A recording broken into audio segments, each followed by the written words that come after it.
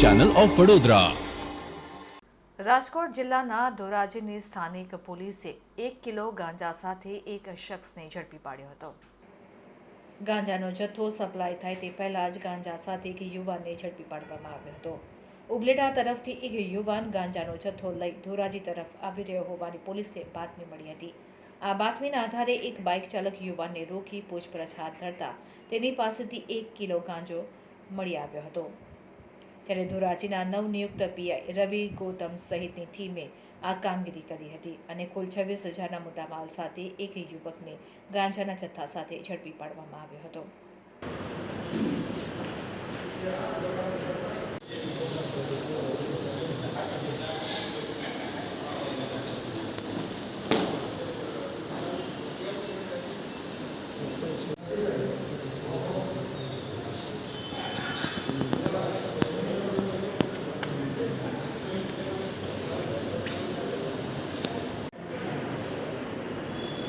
भेजो મને વચ્ચે નહીં